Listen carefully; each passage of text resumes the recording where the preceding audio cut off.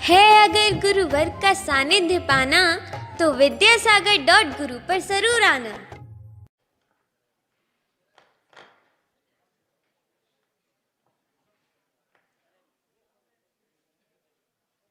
ओम नमः सिद्धेभ्यः। ओम नमः सिद्धेभ्यः। अहिंसा परमो धर्म की, आचार्य गुरुवर श्री कुंड कुंड भगवान की, आचार्य गुरुवर श्री ज्ञान सागर मुनि महाराज की, आचार्य गुरुवर श्री विद्यासागर जी महामुनि राज की, समस्त आचार्य संघ की। आज रविवार नहीं है,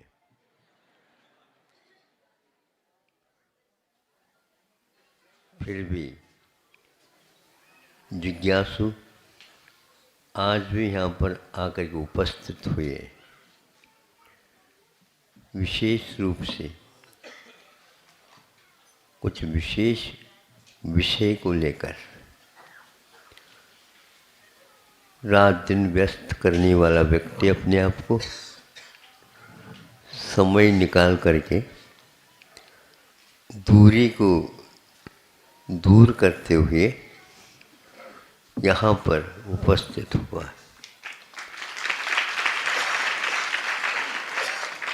उद्देश्य केवल जनता का भला, उद्देश्य सुशिक्षित जीवन का निर्माण, उद्देश्य एकमात्र जनता का निर्वाह ही नहीं, किंतु ऐसे संस्कारों के द्वारा उनका जीवन निर्मित हो जाए, इन बातों को लेकर के बहुत कम लोग चिंतन मनन और अपना समय का सदुपयोग इस दिशा में करते हैं। ये बहुत दुर्लभ वस्तु है। यह जो बात हमारे लिए आ जाती लागू होती है, इसलिए लागू नहीं होना चाहिए। हमारा एक ही मात्र उद्देश्य को लेकर के है। लेकिन कि राष्ट्र के साथ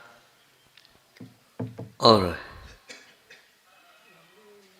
उसकी नियमावली का पालन करते हुए उन नियमावलियों का जीवन जनता में भी आ जाए, और वह जनता जो प्रौढ़ नहीं किंतु मानव बनकर के आया है, होनहार को लेकर के आया है, और वह होनहार कुछ कर गुजरने के माध्यम से ही होनहार सार्थक हो सकता है।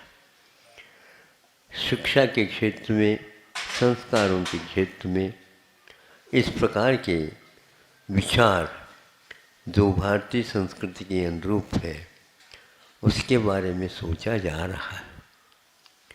ये बात अलग है, भारत को स्वतंत्रता मिलने के उपरांत बरसों निकल गए, लेकिन पूर्व स्थिति की ओर अभी कदम नहीं उठ पा रहे। उठाने का यदि उद्देश्य है, अवश्य होगा। युग हमेशा हमेशा भविष्य के बारे में सोचता है, मैं हमेशा हमेशा अतीत के बारे में सोचता रहता हूँ। हमें भारत को और आगे बढ़ाने की कोई आवश्यकता नहीं। अमेरिका, रूस, फ्रांस और बहुत सारी विलासिताओं की अपेक्षा से, धन दौलत संपदा की अपेक्षा से आगे हैं। उसको यदि आप लांघना चाहते हैं तो ये अविवेकपूर्ण माना जाएगा। किसी ने एक लेख लिखा था, भारत वहाँ खड़ा है अभी जहाँ पर अमेरिका खड़ा है, 200 वर्ष के बाद वहाँ तक जाने की क्षमता रख सकता है। तो इम्पॉसिबल हो गया, ये तो संभव ही नहीं हो सकता। वह 200 वर्ष तक यदि प्रयास करे तो अमेरिका सोया थोड़ी है, वो तो और आगे बढ़ेगा। तो इसलिए यह कार्य होना भी नहीं चाहिए और होना तो है ही नहीं। फिर हम किसको आदर्श माने? ये गलत है। हम जितने भी देश हैं उनको आदर्श मान करके नहीं चलेंगे। वो क्या कर रहे हैं इसके बारे में हमें कोई विकल्प नहीं। हमें तो भारतीय संस्कृति के अनुसार जो था पहले वहाँ तक पहुँचना है। पहुँचना नहीं कहूँ इसको, लौटना है। कोई भी राष्ट्र का विकास चाहता है और वह अतीत के साथ जुड़ना चाहता है, ये भारत को छोड़ करके और कोई भी नहीं कहेगा। सब लोगों की दौड़ भविष्य की ओर है। भविष्य कभी भी हाथ नहीं लगता और अतीत को हम कभी भी वर्तमान में देख नहीं सकते, लेकिन अतीत की स्मृतियाँ हमारे लिए अनागत के वितृष्णा जिसको बोलना चाहिए उससे बचा सकती है। भारत यदि मृगमरीचिका से बच जाए, यह विश्व गुरु था, है और आगे भी रहेगा। धन वस्तु तो क्या है? हमने मूक माटे में 30 वर्ष पूर्व में लिखा है। अर्थ और मूल्य, इसमें बहुत अंतर है। कितना अंतर है? तो एक जमीन पे खड़ा है और एक आकाश को छू रहा है। जमीन आसमान का अंतर यदि है अर्थ और मूल्य। अर्थ का कोई मूल्य नहीं है और मूल्यवान यदि कोई पदार्थ है, भारतीय संस्कृति कहती है वो जीवंत है, वह अहिंसा में हमेशा हमेशा आस्था रखने वाला है। धन संपदा जड़ नहीं हो सकती जिसके माध्यम से हम आगे बढ़ सकते हैं। गावो धनम ऐसा कहा गया। अभी अभी हम एक ग्रंथ का अवलोकन कर रहे थे, उसमें लिखा है गावो धनम, गाय धन है। दूध, अरे दूध की और घी की और दही की और व्यंजनों की क्या बात करते हो? ये गाय क्या है? ये गाय कामधेनु है। कामधेनु को आप पैसे में, धन में नहीं देख सकते हो, वो तो जीवंत है। उसके बारे में आप सोचो। इसलिए हमेशा हमेशा धन की ओर भारत कभी भी दौड़ा नहीं। हाँ, धन का अस्तित्व माना, किंतु किस रूप में माना? इसका इतिहास अथवा इसका साहित्य दर्शन अपने आप में विश्व से हट करके है। इस विषय में 2 हाइकू लिखिए हैं, प्रासंगिक समझता हूँ। वह यह है, सगा दगा हो। सगा जिसको आप लोग बंधु बोलते हैं, वो दगा हो सकता है। सगा दगा हो अर्थ विनिमय में, मूर्छा सताती। इससे ठीक विपरीत, क्या विपरीत है? वस्तु विनिमय। संग्रह कहाँ? संग्रह कहाँ? वस्तु विनिमय में। मूर्छा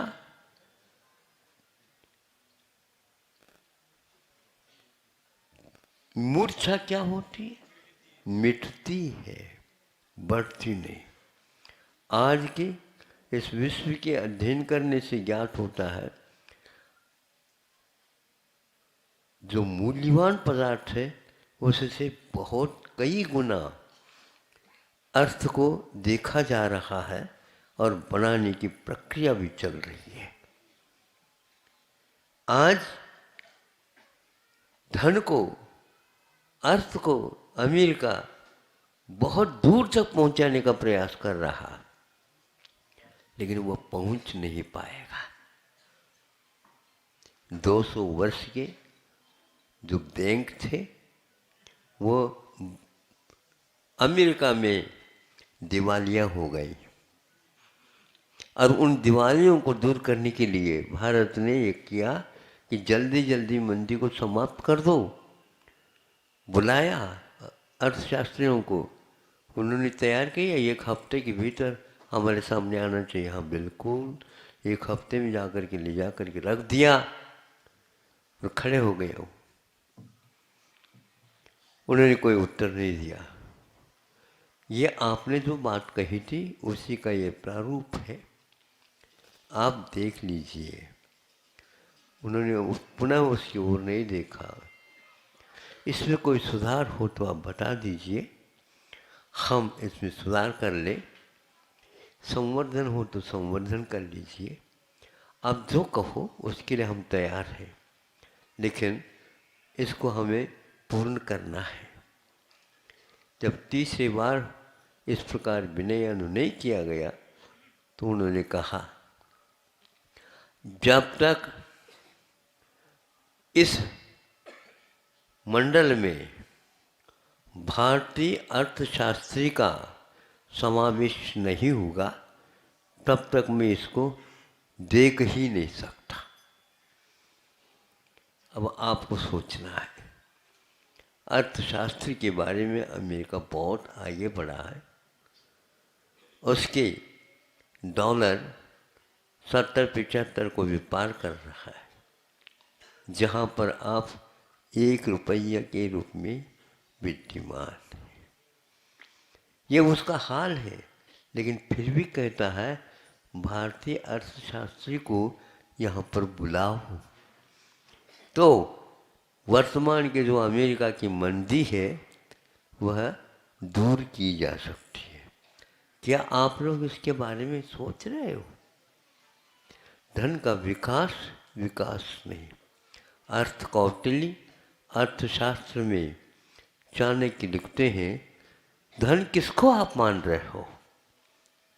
एक ग्रंथ मिला आज, हाँ वो तो है, 20 वर्ष पूर्व में तो ग्रंथ के स्वाध्याय कर रहे थे, उस समय मिला, या श्री सा गौ, 4 अक्षर की ये कविता विश्व के लिए एक दिशा बोध देने का ऐसा काम कर रही है।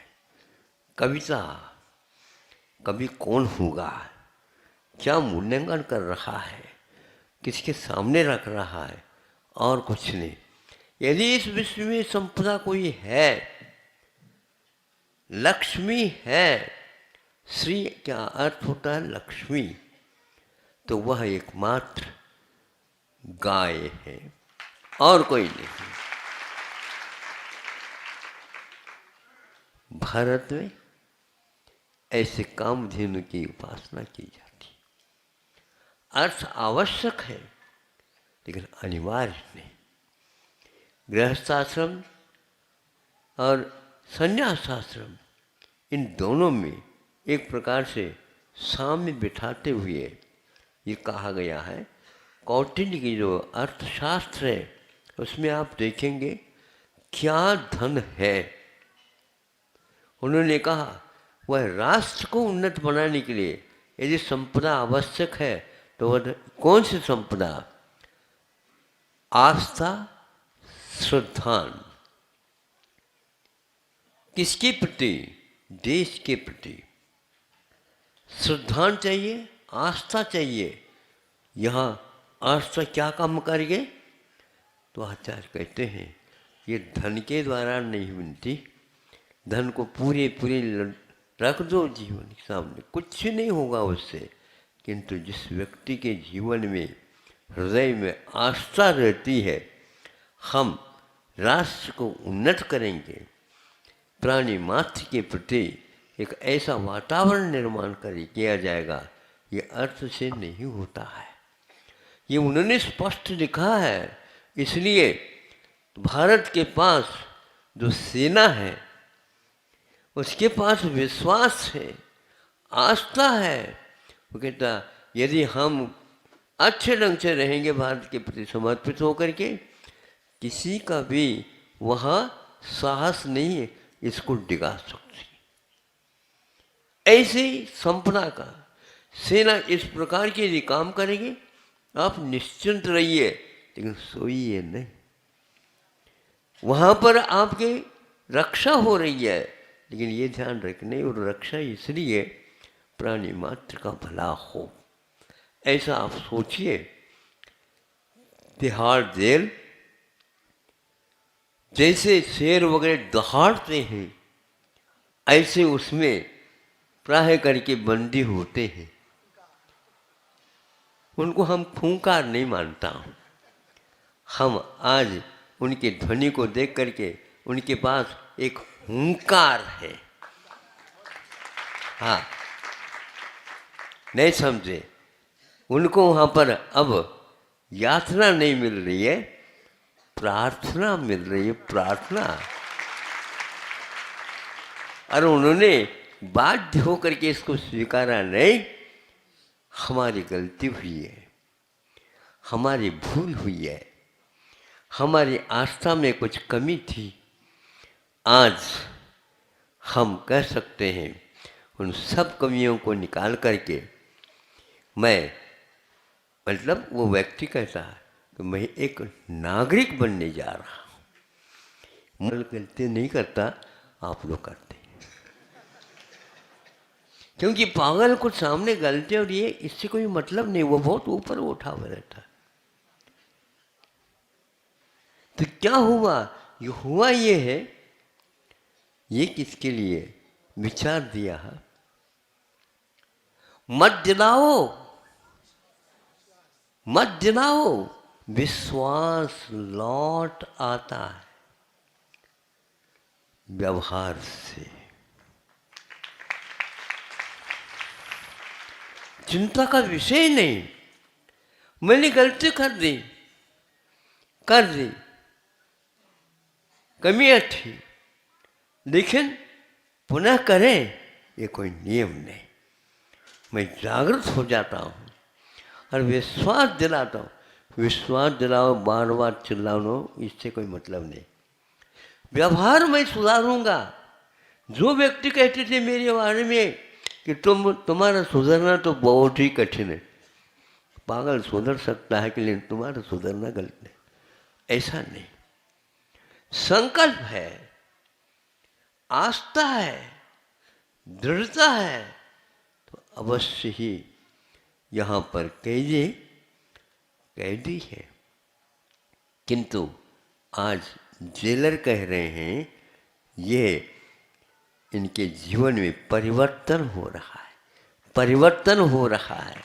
और उन जेलरों के आंखों में पानी आ रहा है। कई लोग इस दृश्य को आंखों से देखने के लिए पहुंचे हैं। कहाँ पर पहुंचे? तिहाड़ जेल में, जहाँ पर खूंखार होते हैं। वह हुंकार के साथ कह रहे हैं आज विश्वास है हमारा, हमारे कदम उस ओर चल पड़े हैं, उठ गए हैं। वहाँ पर यह सैनिक का काम अथवा ये एक अच्छे नागरिक का काम करके दिखाए।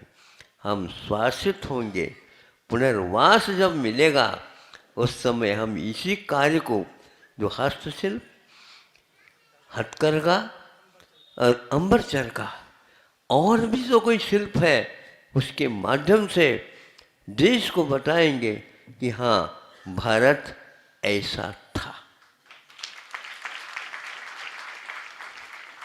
हम रोटी न मांगो,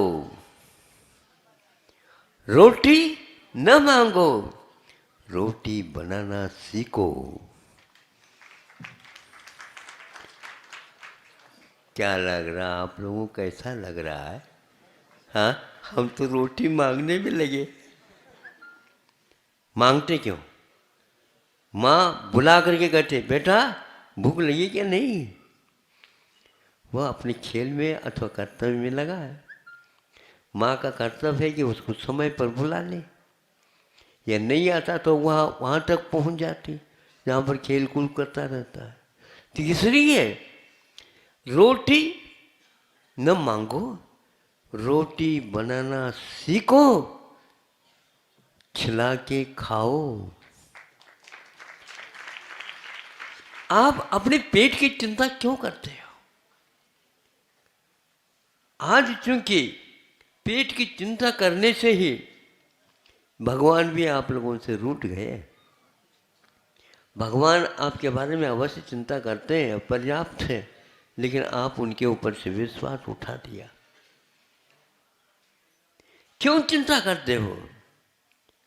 यहाँ पर कोई भी धरती पर खाली पेट सो नहीं सकता यदि वह श्रम कर रहा हो तो। ये कहना पड़ रहा है, श्रम करो, श्रम करो, श्रम करो। और आप लोगों की ये धारणा है, श्रमण क्या श्रम करते हैं? वो यही श्रम करते हैं, रात दिन यही श्रम करते हैं। भारत पहले जैसा बनेगा पक्की बात है। विश्व राहत का श्वास ले लेगा, कोई चिंता नहीं होगी। धन बरसती है ऊपर से, गाड़ करके मत रखो।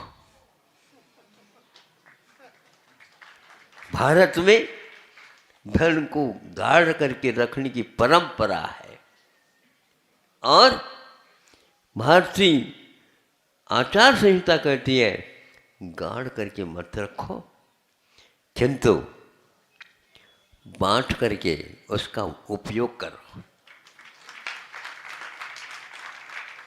व्यापार से धन नहीं बढ़ता, श्रम से धन बढ़ता, धन का विकास होता है। तो श्रम जो करता है वह व्यक्ति कभी भी मांगेगा नहीं, किंतु जो आश्रयहीन है उसको बुला करके पहले देगा, खिलाएगा, उसको संतुष्ट करेगा। फिर वह जो खाना खा लिया वह इसके लिए दुआ देगा, ही भगवान ये आपका भक्त ऐसा भी है तो मुझे याद रख रहा है।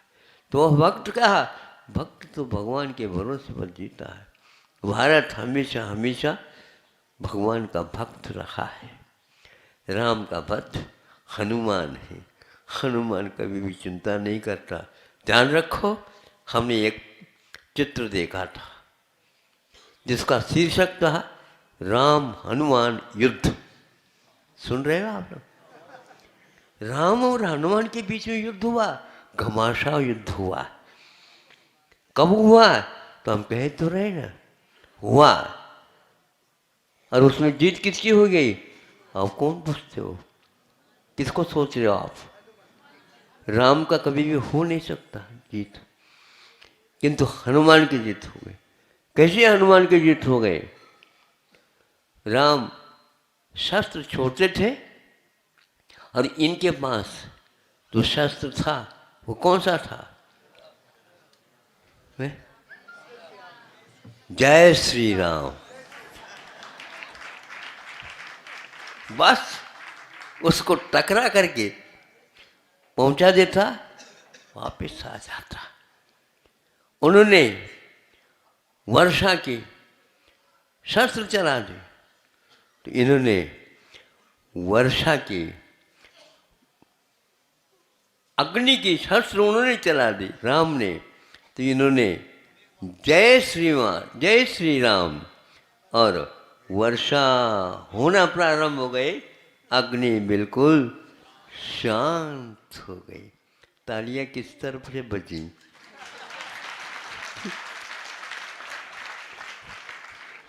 राम के पक्ष में एक भी नहीं, स्वयं राम भी नहीं, हनुमान की विजय हो, ये राम जाप दे रहे। क्योंकि विश्व में ऐसे हार कभी नहीं हो सकती। यह अति विश्वास का नाम है। जब सर्प का एक शस्त्र निकाला और राम ने छोड़ दिया, इनके पास और कोई मंत्र था नहीं। आप लोग बहुत सारे मंत्रों के ढेर जाप देते रहते हो, इसलिए सिद्ध कोई भी नहीं होता। एक मंत्र रखो, एक अहिंसा मंत्र है, पर्याप्त है, इसमें सब समाहित हो जाता है। तो इधर से उसी के उत्तर में भेज दिया, जय श्री राम। बस कौन सा शस्त्र था? गरुड़ शस्त्र था। गरुड़ हमेशा हमेशा सर्प को दूर से कह देते हैं, जा यहाँ से, तुम्हारा कोई अस्तित्व नहीं। चला गया। राम ने सोचा अंतिम एक शस्त्र था, वो भी वापस आ गया। राम ने कहा, इसमें क्या रहस्य है हनुमान, बता दे। प्रभु, बताने की क्या आवश्यकता, बताने की क्या आवश्यकता, आपके नाम ही पर्याप्त है, आपसे वो आगे बढ़ा देगा। हमारा एक विश्वास है, भारतीय संस्कृति आशा पर टिकी नहीं।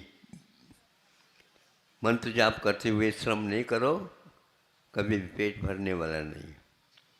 आप पेट भराने की, दूसरे की भूख को मिटाने की करिए, ऊपर से आ जाएगा पूरा का पूरा बना हुआ।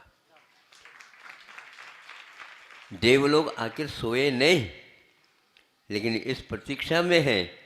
ऐसा कोई कर्मठ व्यक्ति है तो इस प्रकार का जाप न करके श्रम करने में लगा हुआ है। सब कुछ यहाँ पर है। स्वर्गीय देव भारत पर आने के लिए, भारत पर उतरने के लिए तरस रहे हैं, और आप जो हैं बरस रहे हैं। आंखों में से पानी, हे भगवान स्वर्ग कब मिलेगा। है स्वर्ग की मांग करने वाला भारतीय नहीं होता। हेवनली हैप्पीनेस ये विदेश की नीति है। यहाँ पर तो एक प्रकार से मुक्ति का काम होता है, विलासना नहीं, वासना नहीं। यहाँ तो उपासना चलती है। भक्त ऐसा राम और जैसा हनुमान है ऐसा बनना चाहिए। अंत तो गत्वा इसमें विजय राम की न हो करके हनुमान की इसलिए हुई। हनुमान ने कहा, जिस पक्ष में आप खड़े हैं हमने भाप लिया था, जिधर राम होंगे अवश्य ही वह पक्ष आएगा नहीं सामने, क्योंकि आपने अपने संतान को नहीं देखा भी।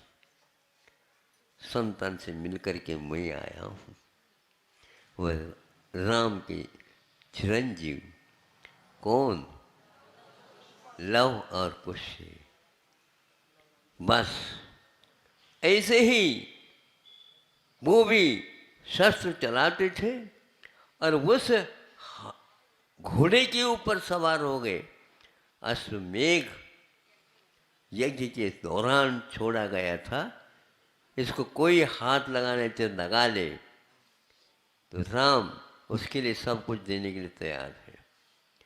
सुना और ये चुटकी बजाते हुए दोनों बालक उस घोड़े के ऊपर बैठ गए, उसको पकड़ करके। लोग देखने, ये क्या हो गया? ए बच्चों, छोड़ दो छोड़ दो। क्या छोड़ दो?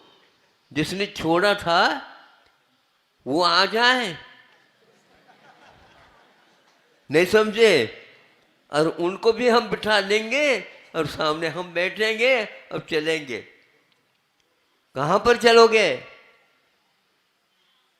माँ को कह करके आए, हम आज ये कार्य करने जा रहे हैं, बेटा ऐसा मत करना। ऐसे क्यों नहीं करना? यदि सामने वाला व्यक्ति काम करता है ऐसा, तो उसके लिए ऐसा ही उत्तर देना तो पड़ेगा। ये ऐसे क्षत्रिय नहीं है। राम को भी हारना पड़ा, क्योंकि क्षत्रिय होकर के भी उन्होंने मर्यादा को छूट गए। इस मर्यादा की भूल क्यों हुई है? या आप रामायण तो खूब पढ़ते हो, अखंड भारत अखंड कहने से कोई काम नहीं होता। नहीं समझे? जीवन में कभी भी खंड की ओर दृष्टि जाना नहीं चाहिए। इसी का नाम तो अखंड है। इसलिए ज़्यादा न कह करके इतना ही कहना चाहता हूँ, क्योंकि बहुत विलंब से मंत्री महोदय आए हैं। हाँ, उनको निमंत्रण देना ही गलत था। ऐसे व्यक्ति जो काम करने वाला होता है रात दिन, उसको निमंत्रण क्यों दे रहे हो? उनको फुर्सत कहाँ है? वो सारी व्यस्तता में से भी निकाल करके कई बार आने का प्रयास किया है, लेकिन आ नहीं पाए, इसलिए विलंब नहीं हुआ है। किंतु यह भी एक अविलंब ही है, क्योंकि कार्य हाथ में है, उसको छोड़ करके हम लोग योजना बनाते हैं, वो ठीक नहीं है। मैं कभी भी नहीं इन लोगों को कहा महाराज वो आज नहीं आ पा रही, तुम गलत कर रहे हो। ऐसा नहीं होता। वह निश्चित रूप से आएगी, लेकिन उसी समय आएगी जिस समय वह अपने आप को समझेंगे कि हाँ ये ठीक है। अब कुछ समझ में हमें यही आता है, कहीं न कहीं जा कर के अटक गए होगा, तो अटक जाता है, तो उस समय धर्म के अलावा और कोई शरण होती ही नहीं है। वह भी एक धर्म है जो पार्लियामेंट में है, जो वहाँ पर लोकसभा में है, तो यहाँ पर भी एक धर्म है जो संचालित किसी को करना नहीं चाहता, लेकिन जो संचालित होना चाहता है, आशीर्वाद अवश्य देता हूँ। उस भावना को पूर्ण करने के लिए आप अथक परिश्रम करिए। परिश्रम से कभी भी डरिए नहीं। श्रमण शब्द की उत्पत्ति भी श्रम से होता है, और श्रमदान करना, श्रमण और गृहस्थ, ये दोनों का परम कर्तव्य होता है। भारत में तीसरे व्यक्ति को कोई आवश्यकता नहीं है। इसमें सब काम पूर्ण हो जाएगा। थोड़े से ज़्यादा पुराना रोग होने के कारण विलंब होता है, कोई बात। आज का व्यक्ति सुबह का औषध अलग होता है, मध्याह्न के औषध अलग होता है, रात के औषध अलग होता है। वह कई गोलियां एक साथ खा लेता, एक न एक गोली तो काम कर ही देगी। ऐसा नहीं, आप मात्रा भी बढ़िए, समय पर वह काम होगा। कितना समय, आप कितना समय क्यों कहते हो? विलंब कितना हुआ उससे और दुगना चाहिए। जितनी जितनी बीमारी रोग पुराना होगा, उतने आप लोगों को विशेष रूप से धैर्य की आवश्यकता है। और पूर्वजों ने धैर्य को अपना एक संपत्ति मानी थी। वही ये धैर्य हमारे लिए काम करने वाला है। और वह धैर्य, वह धृति एक प्रकार से हमारे संकल्प शक्ति को और बढ़ाने वाली है। और वह एक प्रकार से विश्व के लिए भी एक पाठ होगा। हमेशा विश्व के लिए भी भारत से पाठ मिला है, लेकिन स्वयं उसके ऊपर अमल करता है भारत। फिर बाद में दूसरे के लिए कोई चाहता है तो संकेत देता है। भारत को चाहिए इस दिशा में अवश्य और सोचे, पुरुषार्थ करे, पुरुषार्थ में कभी प्रमाद न करे। अहिंसा परमो धर्म की।